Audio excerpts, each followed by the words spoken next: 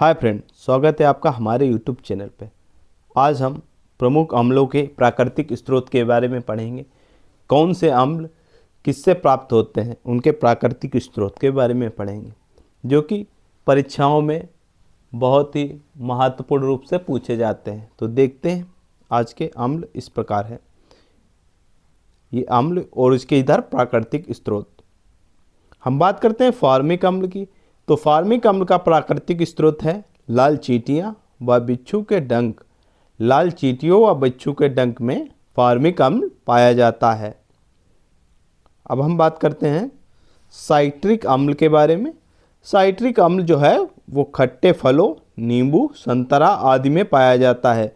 जो खट्टे फल और नींबू, संतरा आदि में साइट्रिक अम्ल पाया जाता है।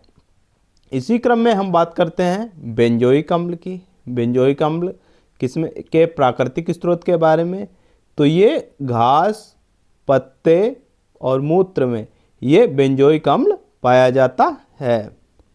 इसी क्रम में बात करते हैं हम लोग ऑक्जेलिक अम्ल की। तो ऑक्जेलिक अम्ल का प्राकृतिक स्रोत सरेल का वृक्ष, टमाटर, ये इसके प्राकृतिक स्रोत हैं। सरेल के वृक्ष और टमाटर में मुख्य रूप से ऑक्जेलिक अम्ल पाया जाता है। हम बात करते हैं एस्टिक अम्ल की। तो एस्टिक अम्ल फलों के रसों में पाया जाता है, सिरका में। अब प्रश्न आता है फलों के रसों और सिरका में कौन सा अम्ल पाया जाता है या एसिड पाया जाता है। तो वो एस्टिक एसिड होता है। एस्टिक एसिड फलों के रसों और सिरका में पाया जाता है। हम बात करते हैं इसी क्रम में नाइट्रिक अम्ल की। तो नाइट्रिक अम्ल जो है वो फिटकरी व सोरा में पाया जाता है। फिटकरी व सोरा में नाइट्रिक अम्ल पाया जाता है। फिटकरी व सोरा में नाइट्रिक अम्ल पाया जाता है। ये इसके प्राकृतिक स्रोत हैं।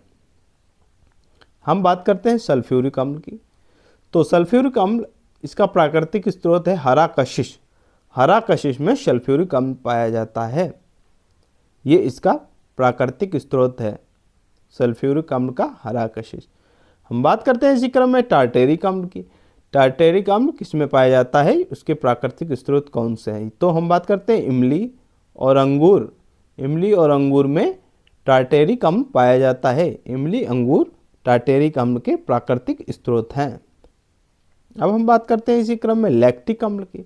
लैक्टिक अम्ल किस में पाया जाता है, उसका प्राकृतिक स्रोत ये दूध में मुख्य रूप से लैक्टिक अम्ल पाया जाता है। उसका प्राकृतिक स्रोत है लैक्टिक अम्ल का दूध। अब हम बात करते हैं एमिनो अम्ल की। एमिनो अम्ल का प्राकृतिक स्रोत प्रोटीन होता है। प्रोटीन होता है, प्रोटीन में मुख्य रूप से एमिनो अम्ल पाया जाता है। बात करते हैं इसी क्रम में हाइड्रोक्लोरिक अम्ल की। तो ये पाचक रस में पाया जाता है। ये पाचक रस में मुख्य रूप से पाया जाता है हाइड्रोक्लोरिक अम्ल। हम बात करते हैं इसी क्रम में मैलिक अम्ल की। तो मैलिक अम्ल कच्चे सेब या फलों में पाया जाता है। कच्चे सेब या फलों में मैलिक अम्ल पाया जाता है। ये मैलिक अम्ल के प्राकृतिक स्रोत हैं कच्चे सेब और फल। अब हम बात करते हैं टैनिक अम्ल की। टैनिक अम्ल की। तो टैनिक अम्ल ये चाय में पाया जाता है। ये चाय में मुख्य रूप से प्राकृतिक स्रोत के रूप में टैनिक अम्ल पाया जाता है। बात करते हैं हम लोग यूरिक अम्ल की। तो यूरिक अम्ल जो है मुख्यतः मूत्र में पाया जाता है।